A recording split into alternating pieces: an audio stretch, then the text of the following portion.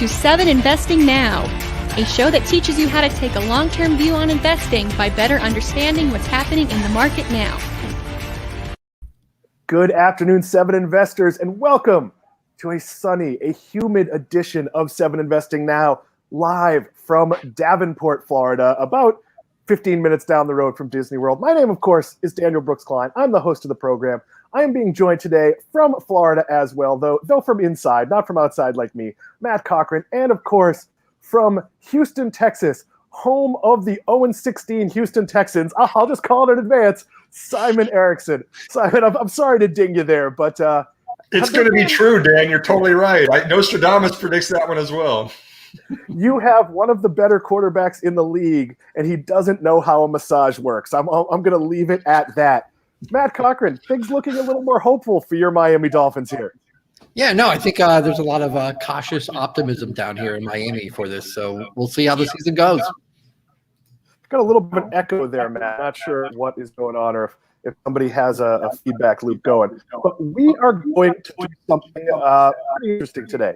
We're going to talk about Amazon, and Amazon has made a deal with BigCommerce. I blinked out a bit there. Hopefully everyone could still hear me.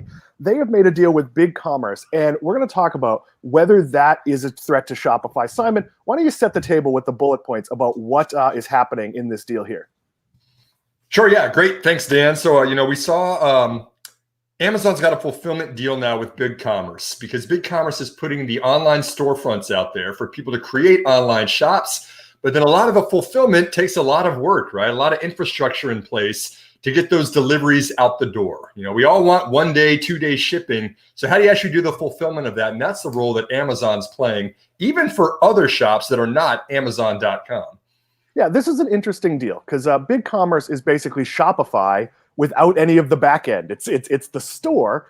And that's appealing for certain businesses. When I was in the toy store business, we did all our own fulfillment. An order came in, we boxed it up, we mailed it, we didn't bring it to the post office. The post office or UPS picked it up.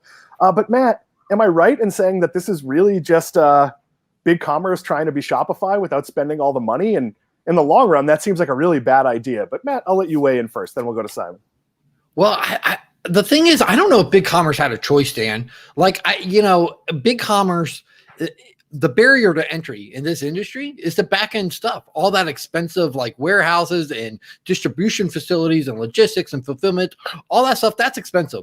A lot of companies can throw up a website and help merchants with web building tools and online marketing hacks and things like that. But the expensive stuff, the really expensive stuff, the barriers to entry in this industry is all this fulfillment. And with Shopify and Amazon, like taking that to the next level, it's going to be hard for these other players to keep up. So I don't know if BigCommerce had much of a choice in this. Now, that being said, to me, it's a huge win for Amazon, but it just kind of shows like BigCommerce's weak position in this field. Yeah, I look at this as Shopify, Amazon, Target, maybe one or two others, maybe not even one or two others, are so light years ahead. But if I'm BigCommerce, I make this deal, but I don't stop investing in logistics. You have to have this deal because Amazon is like a pro wrestling tag team. At some point they're going to turn on you. They're going to put a knife in your back. I will point out, Matt and I are both in an area, we're about 3 hours apart, but there are hurricanes rolling through. So I apologize if I have any weather-related internet glitches. We would love your questions and comments, and happy to take them, happy to talk about them. BWay79 says, NWO. Yeah, it's very much, if you work with Amazon, there's a little bit of evil to that. But Simon, I'll let you weigh in on this before we get to sort of the whole working with Amazon question. Dan, if you go flying out the window in a gust of wind, I'm worried for you, man. Watch out for the hurricanes out there in Florida. I agree with what Matt said. I think that, this is the industry in e-commerce that is now demanded and set a very high bar that it wants 1 or 2 day shipping, right? And this is why 6 years ago, Amazon goes out and it requires Kiva Robotics, and it puts that into all of its warehouses, right? We've got to find a way to do this much more efficiently. That cost a lot of money. I believe it was $750 million up front, plus who knows how many billions of dollars it took to coordinate all those logistics, but that was necessary. Right. And everyone else doesn't have a balance sheet that's as strong enough and as deep pocketed enough as Amazon's is to afford to be able to do something like that. So you've kind of got the ones at the top, just like you mentioned, are going to be able to adjust as this e-commerce industry gets more and more demanding. everyone else is going to have to build on top of those tools. Like we see BigCommerce using Amazon for the fulfillment of that. But I agree with Matt. This is a really, really big win for Amazon and puts the smaller players in a difficult competitive position. And Simon, if you could see how much Amazon spends on robot chow every month, it is unbelievably high. That being said, so I'm going to push back here. Amazon has gone into various spaces like this before, where they've tried to work with merchants directly, and stores have said, I don't want Amazon having my info. So technically, as a store, you may not have as much awareness that Amazon is providing fulfillment because it's going through BigCommerce, but you probably are aware. Simon, I'll let you go first here. Do you think there's going to be some hesitation? I don't know why you would ever not use Shopify and you choose to give Amazon your information, and this just seems like another way to do it. I mean, again, at the end of the day, it's like if you want to use BigCommerce or you want to use any other digital store that's not called Amazon or doesn't rhyme with Amazon, you're still giving the fulfillment to them, right? They're still taking a handsome cut of every one of the orders just for doing all the logistics for it. And so I think that Amazon doesn't care at the end of the day. If it's got the Amazon van that's dropping off the package at your doorstep after one-day delivery, does Amazon really care if you've got a smaller platform for them to build their stores upon? I don't think it does. I still think this is a win for them, even if there's hesitation with the data. Oh, no, this is great for Amazon, because what Amazon does is they can take the data and say, hey, I noticed a lot of people in this zip code are ordering sweatpants. Why don't we private label Amazon sweatpants that are cheaper than whatever this business makes? And that sounds really evil, but that's like a big part of the Amazon business model. Matt, I'll let you weigh in here. And feel free, folks, ask us questions. It doesn't have to just be about this. We would love your questions and comments. Matt.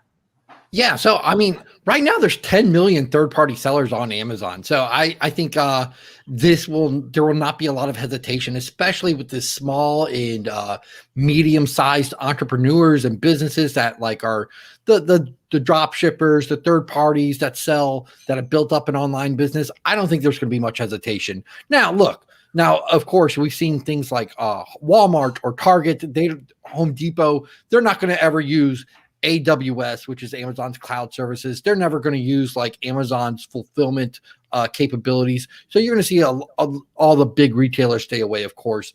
But like the smaller merchants, they don't have much of a choice. Right now, it's either Shopify or Amazon. And for all the fears that Amazon might take your data, they also have a lot of customers that go to their website every day. So I don't think this will be too much of I think there will always be some uneasiness there with merchants, but again, there's already 10 million third-party sellers on Amazon. So I don't think especially for the smaller merchants, no, I don't think you're going to see too much hesitation.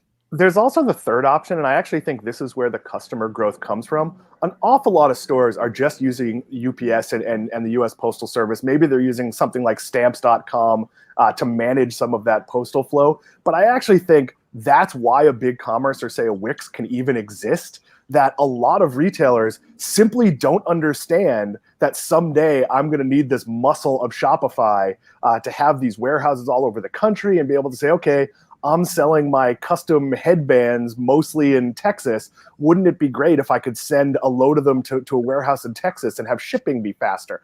That's what Shopify is doing. That's what Amazon is doing. I'll ask Matt this question first. Is this the beginning of Amazon buying BigCommerce? Well, so what's interesting is my immediate reaction is no, but earlier this year, Amazon did acquire Selz, SELZ, which is kind of the Australian equivalent to BigCommerce. But I think they really acquired Selz, one, for the capabilities they offered and as a gateway to capture more of the Australian market. And not to mention that a larger acquisition such as BigCommerce, that's going to certainly draw more antitrust scrutiny.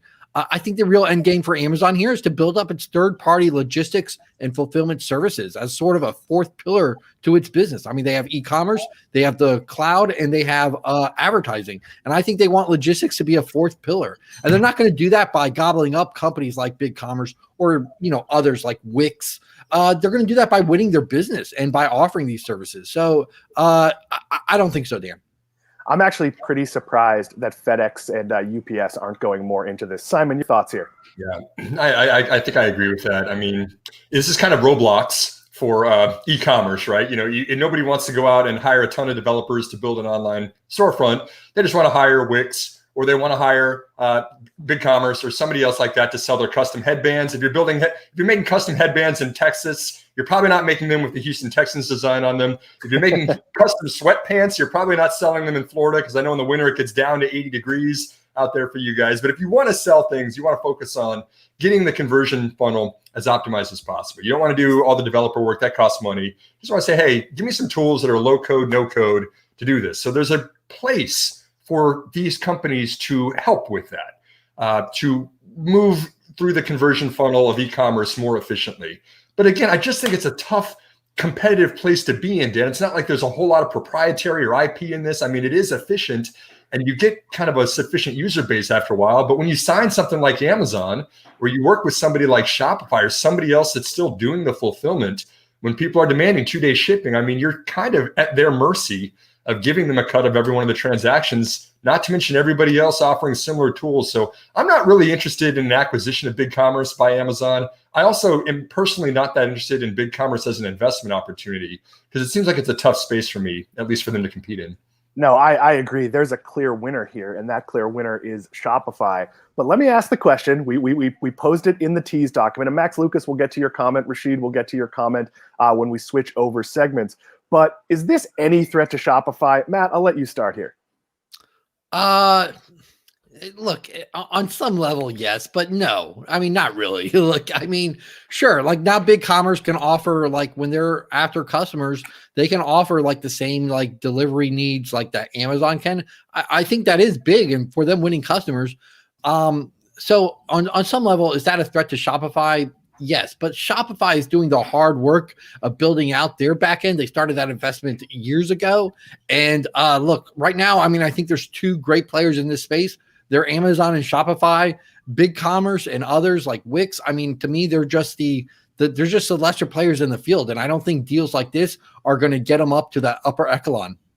Yeah, and I'll go on the record and say, don't invest in second-tier players. Like, I think we see this in the electric vehicle space. Oh, this new company is going to do. It is really hard to go from idea to reality. And obviously, BigCommerce is a reality. This is not a company with no customers and no revenue, but they are fighting a very uphill battle because, look, Walmart could do what Amazon's doing too. So there are a handful of players in this space. And the reality is, if you have UPS, if you have the U.S. Postal Service, if you have FedEx, Shopify, Amazon, Walmart, how many more options do you need? So I'm not even sure there's a need, even if BigCommerce could borrow the money or raise the money to spend the tens of billions, maybe even hundreds of billions. This would require, Simon, I'll give you the last word. Is this any threat to Shopify? I mean, just putting it all together, Dan, I mean, like at the end of the day, if you were trying to build this out separately, like back to your point you made about the hesitation of working with Amazon. Yeah, Amazon, takes data and they develop things themselves. They do it with the web services group too. That's kind of how Amazon works because they have so much data. It's an organization that's entirely built upon data through its entire history. And so I can see how there might be, if there was a threat to Amazon or Shopify, you go out there and you say, hey, we are really, really user focused. We prioritize customer satisfaction. Look at the testimonials of how much better it is to sell on BigCommerce than it is on Amazon. But even if you do that, and even if that part is a threat, you can't put the billions of dollars in the logistical infrastructure. You're still dependent and you're still using Amazon anyway. So do you want to be frenemies with Amazon where you're bad mouthing them on the front end, but then you're using them on the back end? I don't think so. I think that at the end of the day, they're just kind of stuck. They say, hey, we've got a more efficient way or alternative. If you don't want to use Amazon's platform, use us. But other than that, I think it's hard. It's kind of limited market growth, I think, for that company. Yeah, I'm more worried about Santa as a threat to Shopify. That guy's business model, just giving away stuff, and his labor's free and he's magic. I'm not sure how all of that works. Martha Berry West says, glad to own Amazon and Shopify. We thank you for watching the program. We're going to close out this segment with Max Lucas's comment. If you want to read that one, Simon, as we've said many times, your vision is better than mine in this case.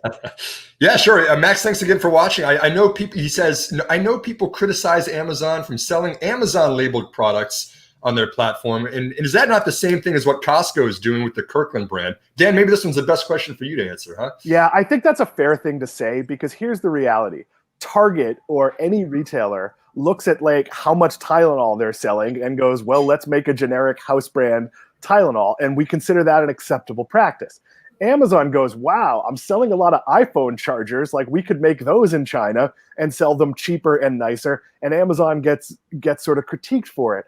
I think the problem is it's long been considered acceptable in medicine, in certain like hair care products or whatever. It hasn't generally been considered acceptable in apparel or other areas. And look, if you're doing business with a retailer, that retailer is going to use the info from that business, and it might get them. Target has done exactly that. They ended some of their deals with third-party merchandise providers, and they have their own house brands that are maybe nicer, maybe the same. So if I'm Levi's, which has a big deal with Target, am I a little bit worried that at some point they're going to come out with bullseye jeans or whatever it is and kick me out? Yeah, I think that's a reality. We saw Nike do that. Basically, any retailer that didn't have a differentiated Nike experience kicked out Nike. And that actually put a lot of smaller companies out of business. Matt, do you want to weigh in on this one? Yeah, I think it's the exact same thing. Like Walmart, I think they have like dozens of brands, like the private brands that they that do over $1 billion in business every year. Target does the same thing. Costco does the same thing. I mean, down here we have Publix. They have their brands. Kroger has their brands. All these large retailers have their own private brands. For some reason, when Amazon does it and puts it on their website, they get dinged for it by regulators, or called out by regulators anyway. So yeah, I think it's the exact same thing though. It's an acceptable practice for probably 100 years now, and but now all of a sudden, and they'll say like, well, Amazon places it on their website in a place where customers will see it first. Well, what do you think retailers do it with when they place it on the shelves? I mean, it's just, to me, it's just so silly that to target Amazon, but not to target like other retailers. It's an acceptable practice. And of course they're going to do it. And of course, Walmart has data on the brands they sell in store. It's the same thing. Amazon has data on the products they sell on their website. To me, it's the exact same thing. Yeah, and it doesn't always work. If you've ever perused the cereal aisle, I don't think they're selling a lot of like Crazy Puffs or Magical Charms or whatever some of those are, because there is some value in brand name. So if your brand is strong enough, you don't need it. Now, can Amazon tilt the deck? Yeah, but could Simon and I start a pancake mix company, and then pay for end caps in Target and buy our way into market share? Yeah, that's actually how it's done. For the most part, it's not usually I have a great product that Target wants. It's I have a product that meets Target standards and I'm willing to pay them for shelf space. So this is kind of a corrupt industry. I was shocked when I had my first book out that book companies, publishers pay for space at Barnes and Noble on those like special tables.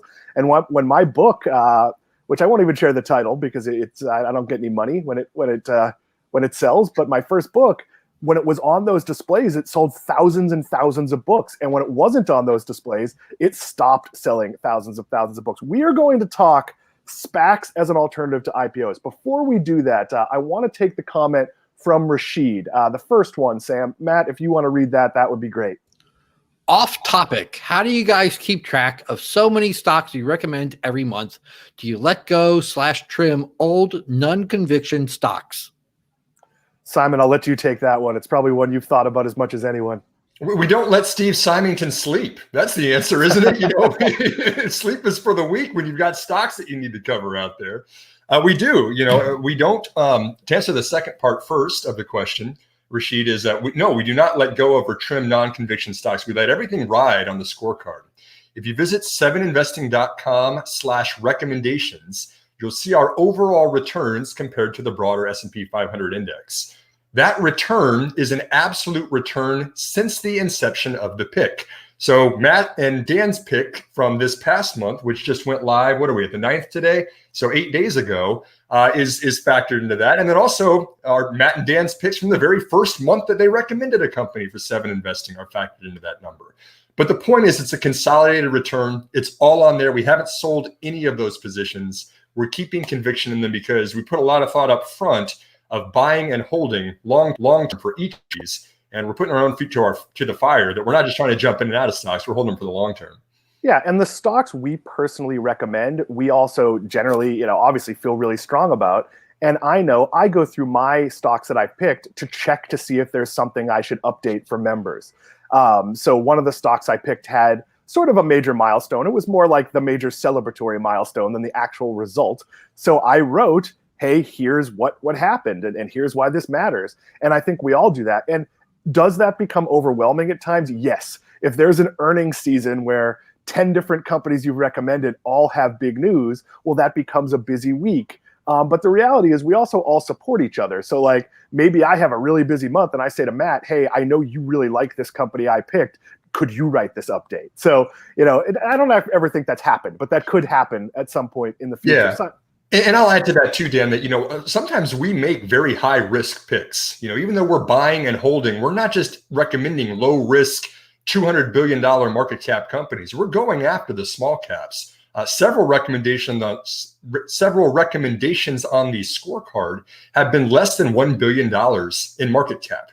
And when you have a company that small, we think that we have a responsibility for giving updates on those, saying, hey, what's going on?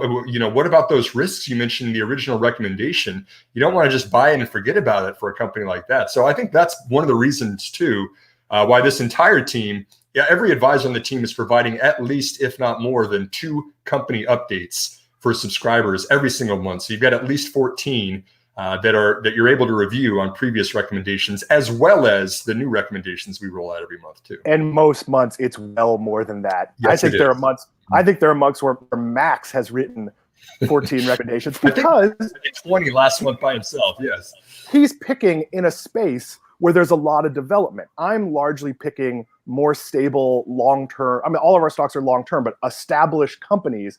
So it's not that likely. And Best Buy has never been a pick of mine, but let's pretend it was. And major changes aren't happening at Best Buy on a week-to-week basis the way they might be at a pre-revenue company or a company that has all these de-risking events to come. We have a bunch of good comments. We're going to take Broadway 79's comment and Dig Your Fortune's comment after we do what we're watching. Before we do what we're watching, so you mentioned, Simon, it's the 9th of the month. That actually surprised me because 4th of July was yesterday in my brain. Time is blending. On the 1st of the month, our new picks came out. So if you're a member of 7 Investing, on the 1st of the month, you get a huge write-up. 1,500 words is the minimum, but which tells you all of why and how we like this stock. So you get the key takeaway. Some people just read the key takeaway. Some people really care about management or valuation. Some people read every word. You also get to watch our pitch video. We each make a slide deck and we do a PowerPoint presentation to everyone else on the team, and everyone could push back. So we have overlapping expertise. I just mentioned Matt and I cover some of the same things. Simon and I, Simon was particularly interested in my pick this month.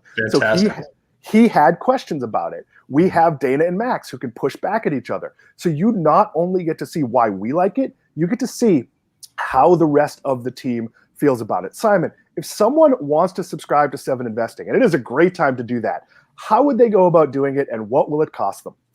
7investing.com/subscribe is the link that you would go to sign up for our services. That immediately unlocks our 7 monthly recommendations, and then also all of our previous recommendations we've launched or we've released since we launched in March of 2020. So you get access to everything. You can see all of the reports right off the bat.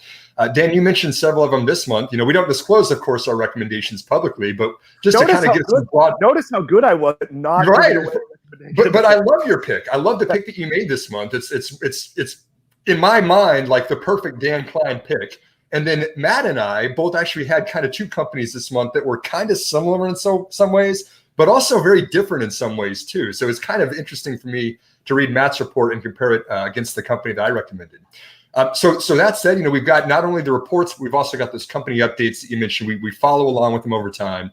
And one of my favorite parts every month is the subscriber call on the 3rd Friday of the month, where we actually interact directly live with anyone who wants to attend that can ask us questions and really get into the nitty gritty and the trenches. It's not just, we release a report and then we disappear. It's you get to ask us in real time anything that you want to know that you didn't learn from the reports. And I always enjoy that every month as well. And Simon, not that this is something we promised to do, but this morning I answered an email about one of the picks from a member, which is a really good question. And it was something that if we were closer to the subscriber call, I probably would have pushed into the subscriber call. But the person, was really on the fence about it. So I answered the question. And on Thursday morning, Wednesday night, I got an email from one of our subscribers who had my email because I'd given it out on air. And he said, hey, I followed you over from your previous job. I see on Twitter that you're in Miami. So am I. I see where your event is. You want to grab a drink or have a coffee? And I said, yeah, tomorrow morning. So I'm out and about in the world. If you see where I am, I'm not hiding that. I am happy to have a drink. Now, obviously, we can't do that with everyone, but if it works out and I happen to be in your neck of the woods, instead of having breakfast alone, I got to have breakfast and talk stocks with one of our members, and it was a lot of fun. So once again, 7investing.com/subscribe. That is $49 a month or $399 a year. We also have our special program if you're an active student. Simon, that's $87, if I remember correctly. $84, yeah. $84. Three goes to me. Pay $87. Yeah. And by the way, Dan, you can meet with everybody for coffee. I think if there's anyone on the whole planet, I would count on that you would be the one that could actually meet everybody for coffee every single day. Hey, I'll put out there, if you see, I share the dates when I'm traveling. If you want to jump on a cruise that I'm on and come hang out, I'm a very social person who has spent 16 months locked in a cage where, like, Matt is one of the few people I've seen in person during much of this. So the last few weeks with things getting more normal have been great. We're going to pivot. Dan, I will add one more thing too, if I can, is at $49 a month, we crunched the numbers on this. And you say when you put 7 lead advisors and the amount of time we're putting on a daily, weekly, and monthly basis into the picks and finding the most innovative stocks out there, you're basically at $49 a month hiring each of us for less than 5 cents an hour to go and find out the stock market's greatest opportunities. I still think 7 Investing is the best deal on the internet. Disclaimer, I might still be biased about that stuff.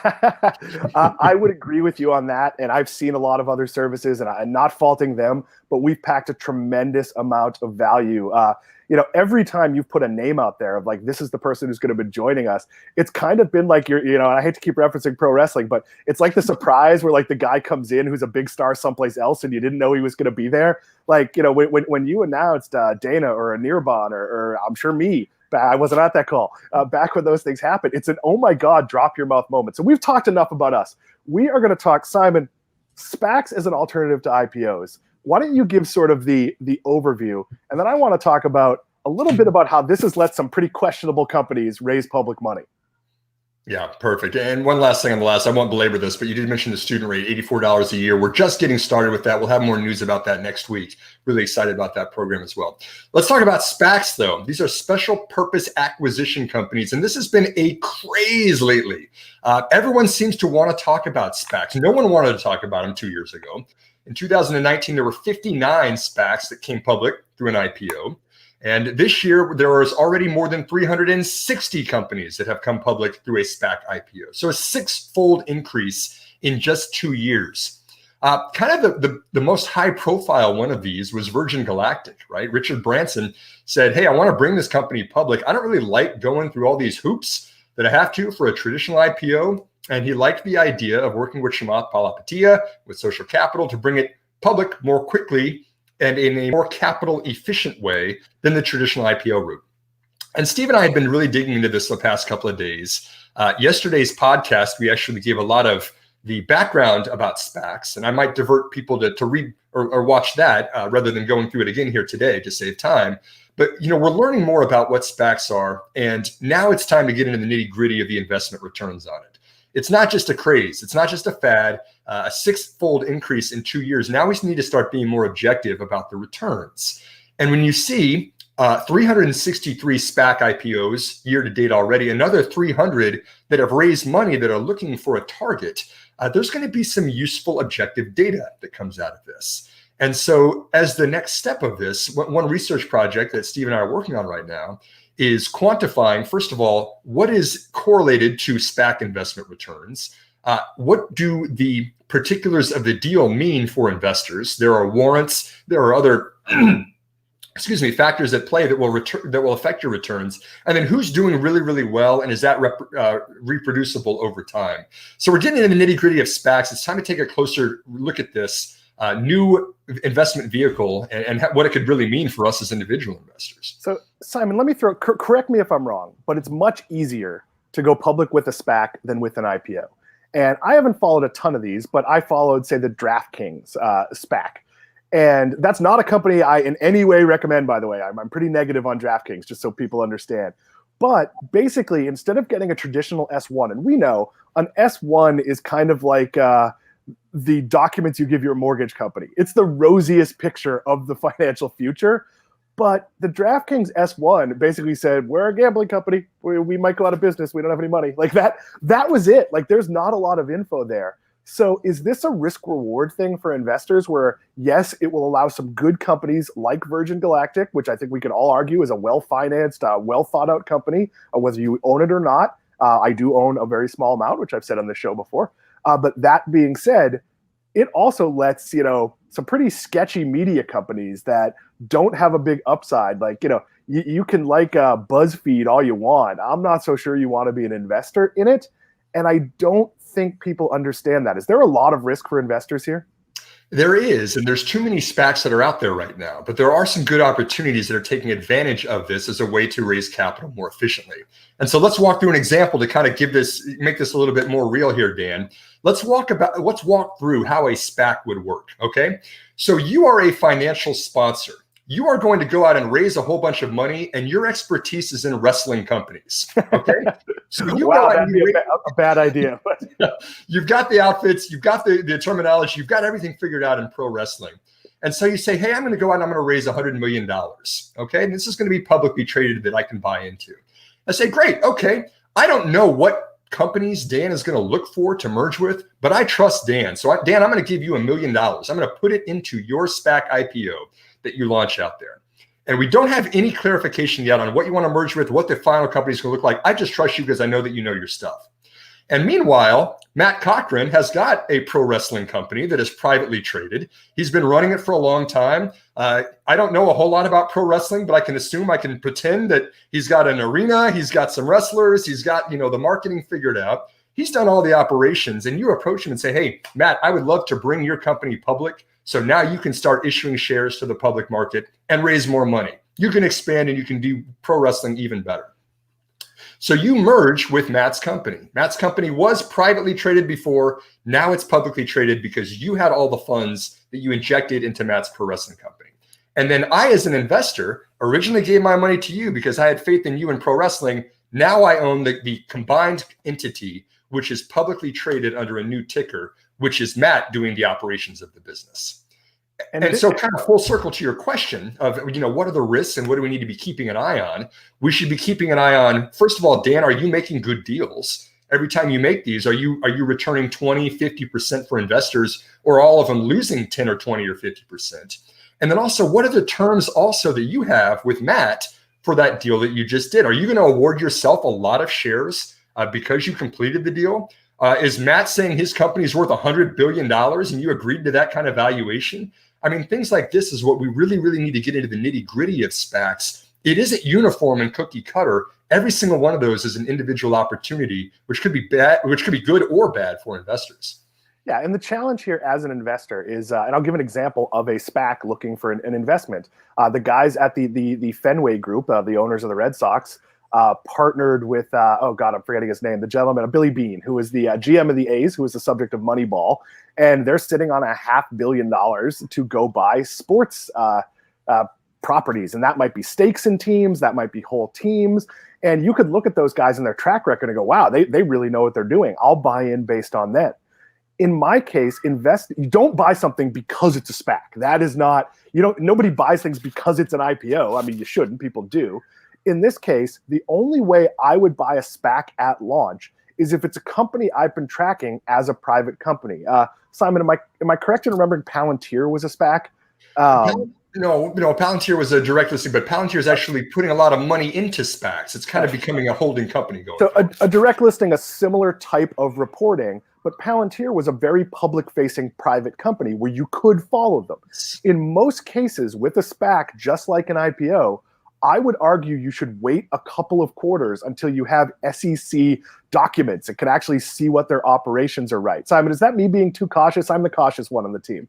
It's interesting. There's a lot of risk up front with SPACs before you land the merger. So the way that it works, again, back to your pro wrestling example, is, Dan, we typically will give you a timer of 2 years to go out and land a deal.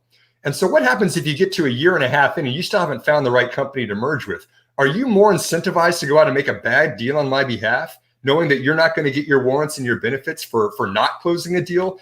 Maybe that's the case, or maybe Matt, on the other hand, is saying, oh gosh, should I be pressured into doing this deal with Dan, knowing that Dan has got this much money and this is going to really bring me into the limelight. Maybe I should just go ahead and do this deal with him anyway. There's a lot of personal people aspects to these kind of deals. And to your point, the SEC filings, the financials, the quantitative factors are going to tell the truth of what's going on out there. It's subjective right now that it's going to become a lot more objective in the near future. And that's kind of the part that I'm excited about as an investor.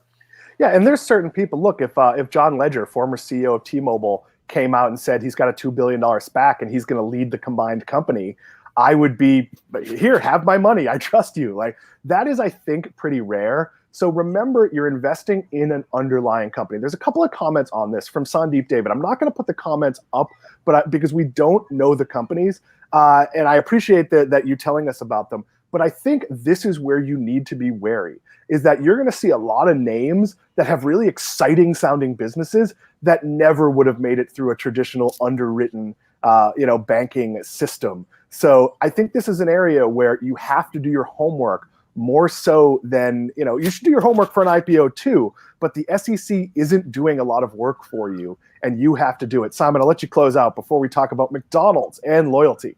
And I'll take the other side of that coin too, Dan, is that yes, there is less regulatory requirements for the paperwork for a SPAC IPO than a traditional IPO. And that might be muddying the waters a little bit. You might have some less quality businesses that are going to cut corners and do the SPAC route because it's easier for them. On the other hand, every time when I say capital efficiency, which is something you'll hear me talk about all the time in SPACs, that is a huge advantage if you have a really good business. If you go out and you have an underwriter write your traditional IPO and you get $10 a share from them, but then on the first day, the shares go up to $30, you left a lot of money on the table on something like that. If you could just get a whole lot of money directly into your business from someone who's got direct access to public funds like a SPAC financial sponsor, that is a much more capital efficient way to raise money. So if you're a really good business, do you want to do that way rather than the traditional IPO? Yes, possibly. And this is an option that's now on the table. So it's going to cut both ways, Dan. Yes, do your homework. There's a lot more risks, but I have a lot of interest in this as an investor because I think there's really good companies who are going to do this too. Mike Fee, we appreciate your comment. Yeah, I do think the SEC is going to get a little more involved here because it's going to be rare, but you are going to see some companies that should not be going public as a way to cash people out. Matt, we talked about you as a pro wrestler. Here's my idea. Mr. Mediocre Matt Cochran, a wrestler he's pretty good. He's not that full of himself. It's okay. That is a huge contrast to Mr. Wonderful or Captain Perfect or whatever else you would traditionally be. But Matt, you want to talk about something that if we didn't cover this space, I almost think we wouldn't know. But McDonald's is launching its first ever loyalty program.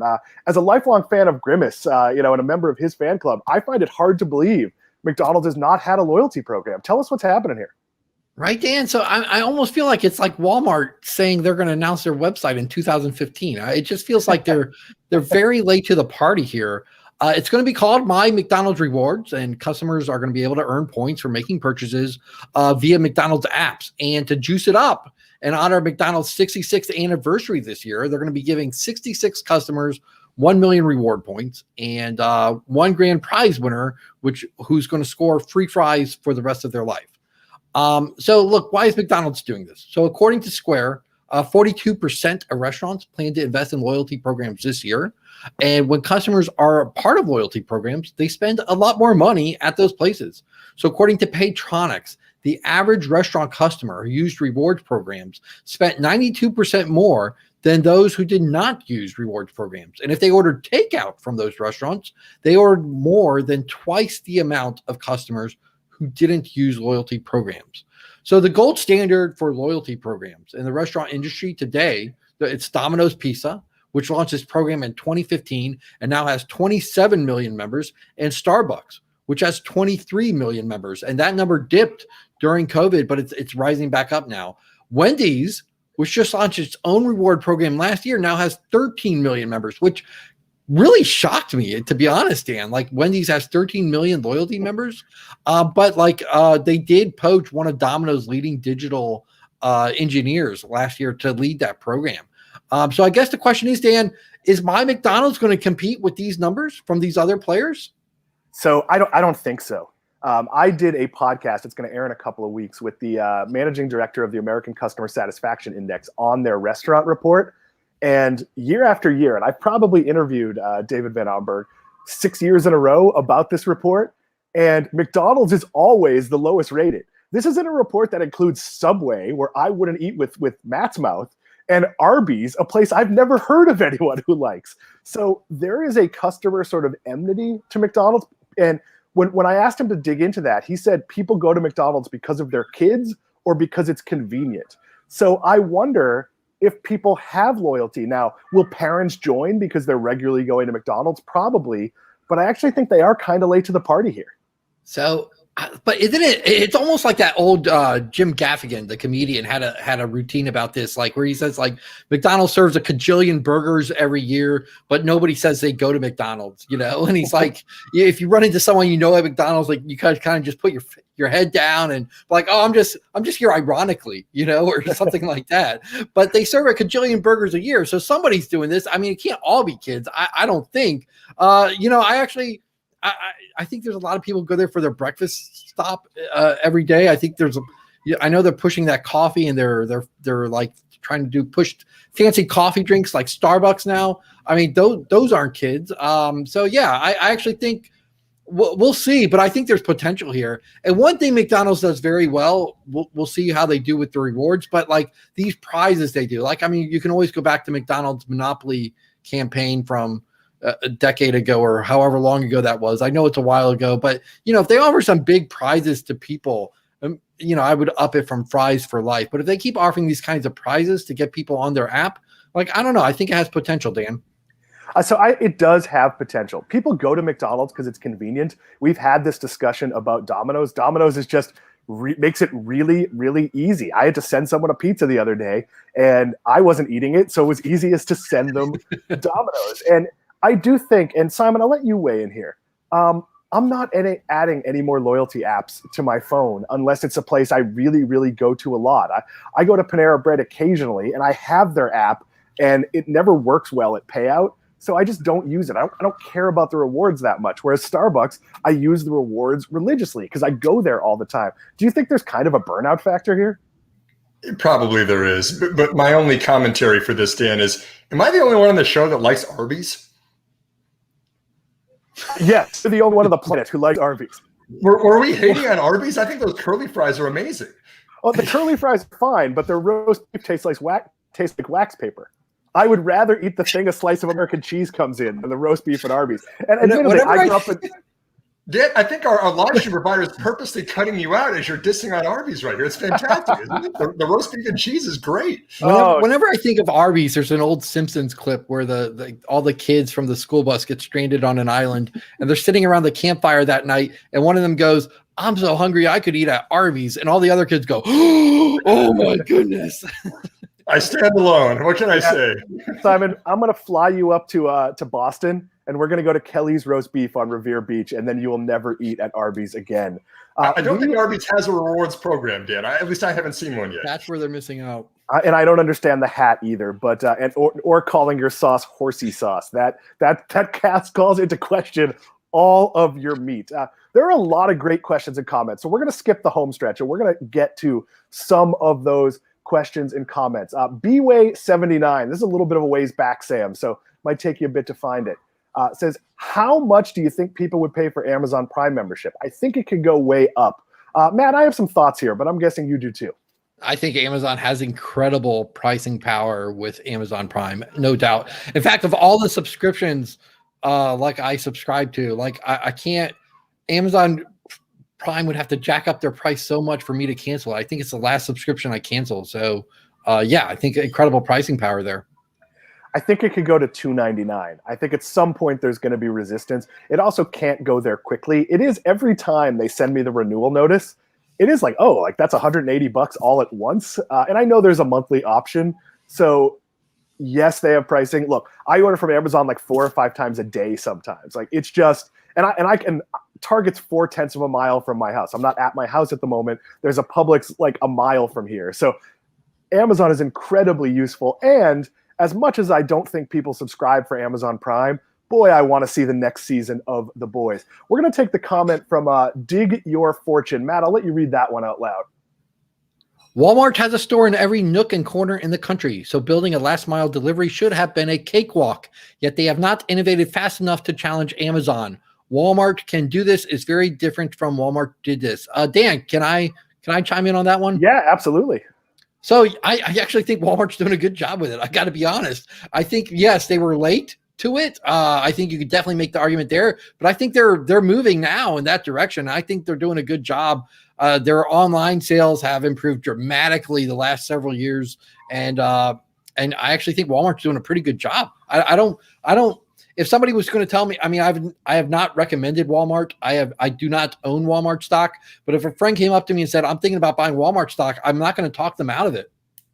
Yeah, I actually think Mark Lowry did a great job running digital. He's just a consultant there now.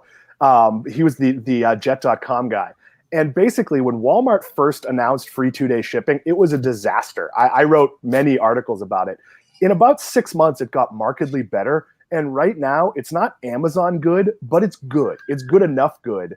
And I'll say Target delivery has gotten to good enough good, especially same day with Shipped. So I think they were a little premature. They maybe should have done a soft launch. But I do think, and Simon, we got a comment backing you. If you want to share that one, Sam, I actually can't see it on my screen because I'm trying to go in order here. Roman's got my back, man. He says, I like Arby's horsey sauce and their curly fries too. I'm with you, Roman. I used to hate Arby's, by the way, and now I'm getting more and more fond of it. I'll eat the curly fries. I'll drink a Jamocha shake. I haven't done any of those things in a decade. But the meats, stay away from the meats. To be fair, I don't think I've eaten at Arby's in 20 years. So, don't take my word for it. So. I did want to chime in about the Walmart comment that I think that there is utility in retail locations that is going to be healthcare. I think that Walmart and CVS have both taken advantage of the opportunity to, CVS Minute Clinic, and Walmart's got, kind of things where they can check for basic visits. And I think that continues. We're getting more and more patient focused for healthcare.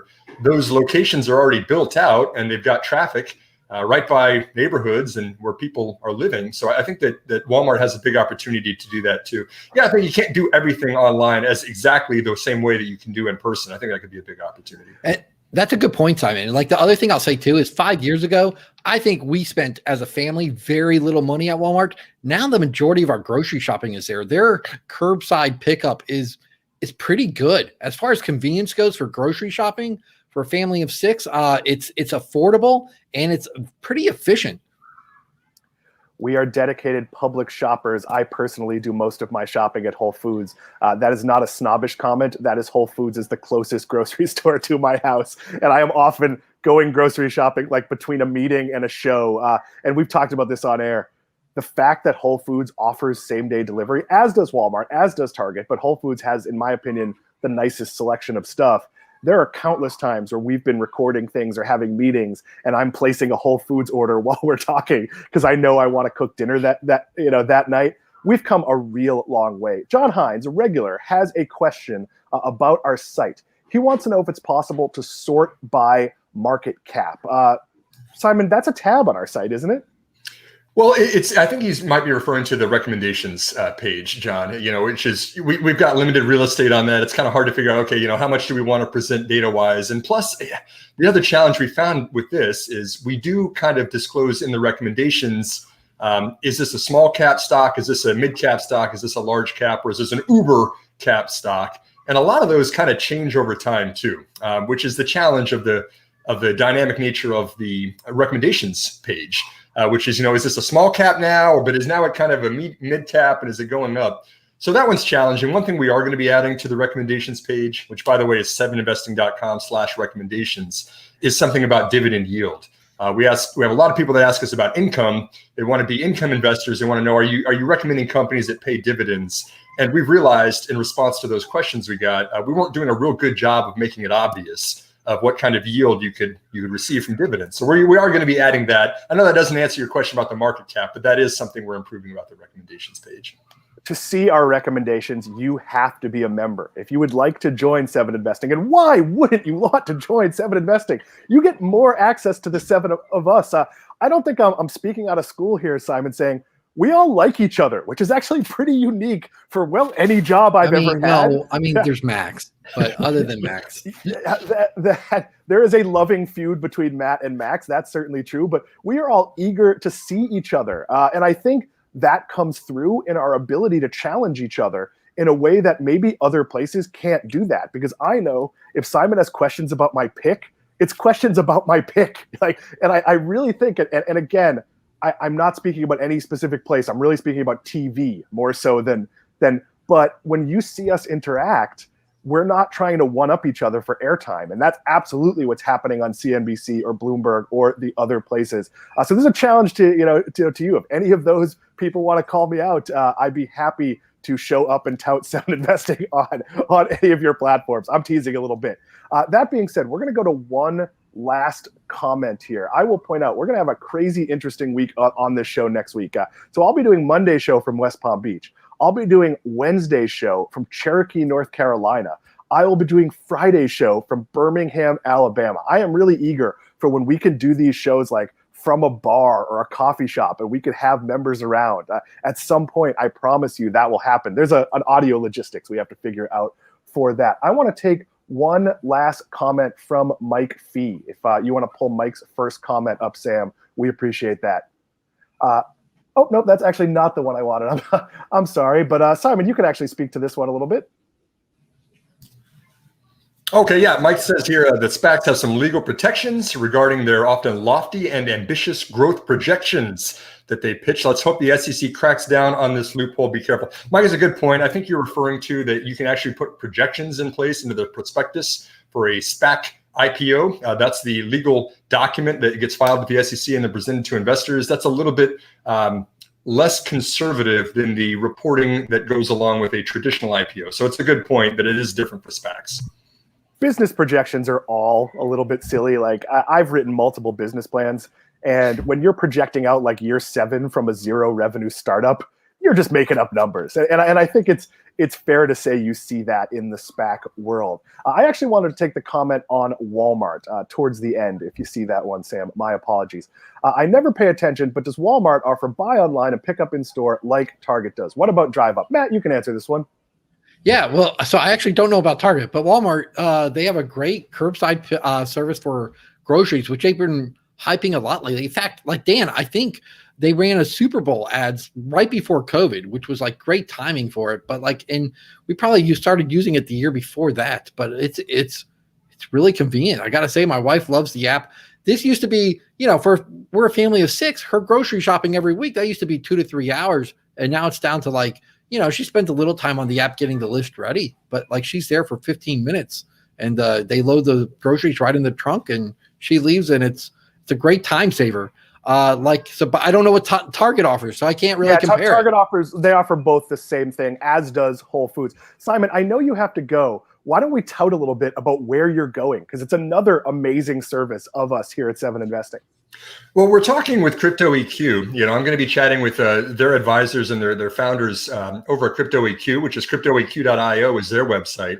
They've really impressed me for several years now with their coverage of cryptocurrencies. And this is not something that we shy away with. As equity investors, I'm not calling this a fad. A lot of people kind of scoff at Bitcoin. I am not one of those people. I think this is a developing trend that we really should be paying attention to. And so every month, part of the perks of both of our organizations, they have a subscription product that focuses on individual cryptocurrencies. We chat about where is this collision between cryptocurrencies and equities? Which companies are ahead of the game in adopting Bitcoin, and which stocks are companies that we should consider for that. And then on the other hand of it, they say, what is this going to mean for the volume of trading for these cryptocurrencies that they're recommending? And so we publish those. Those are advisor updates. They go out on the 15th of the month, every single month. And we're going to be chatting with them here in a couple of minutes. I'm pretty excited to talk about a bunch of stuff especially how companies or how countries are now accepting Bitcoin as legal tender. It's very interesting. We will let you go and have you back on the program. I think we'll have the entire team next Friday, so we will see you then. Sam Thanks, Bailey, it is time to hit our finisher. We are nearing the end of the program. Which industry will have changed the most in the long term due to the pandemic? 41% of you think it's retail. 11.6% said restaurants. 22.5% said entertainment. 24.6 said travel. I actually think overwhelmingly it's entertainment. And Simon, you're still here. There he goes. I think it's entertainment because we hastened not the death of the movie theater, but the blockbusterization of the movie theater. We are not going to see small movies released to movie theaters anymore. We're going to see a lot more thoughtful consumption of entertainment. Television and movies have been pushed to the home. Matt, what's your thought on this one? Yeah, so I kind of think retail was already changing long term. I mean, I think it accelerated the change in retail, but I think retail was going there anyway. Entertainment, I definitely think has changed, and I definitely agree with you about your thoughts about movie theaters, but also restaurants too. I think we're seeing I think it really accelerated like these deliveries and like pickup options and things like that. But yeah, I think entertainment in the restaurant industry probably. Yeah, you mentioned it with retail that Walmart had started curbside pickup before this. Target bought shipped before this. So I actually think we saw a change in usage patterns, but we're actually going to see a pretty big change back. And everyone assumes that digital is going to become this giant thing. Digital topped out at under 20% of sales during the worst of the pandemic for retail sales. And it's actually not forecast in the next decade to get that much higher than that. So, people still like going to stores. And I get it in your situation with 6 kids and a big grocery list, why it's a time saver. I cook. I want to go to the store and see the piece of chicken I'm buying, see the salmon I'm going to cook that night. So I do order a lot from delivery services because of my work schedule. But I do think I still go to the mall. I still go to Target. I still go to the outlets. And most people are going to. But a lot of entertainment that we used to consume out of the house is now just easier to do at home. But any of these are good answers. That brings us to the end of 7 Investing Now. If you'd like to get in touch with us, that is info@7investing.com. If you want to interact with us on Twitter, and we are fun people on Twitter, that is @7investing. Much more than real life. Yes, well, I'm a fun person in real life. Yes, Matt is a lot of fun too, just perhaps not at the volume he is on Twitter. And we're out there, we're sharing it, we're interacting with members. If you tag us on something, we'll answer it most of the time. Again, I don't have my phone in my hand 24/7, but I am on maybe, 18/6. Like, it's a lot. So for Sam Bailey, for Simon Erickson, for Matt Cochran, I am Dan Klein. I will be back Monday from West Palm, Wednesday from North Carolina, Friday from Alabama. We will see you Monday.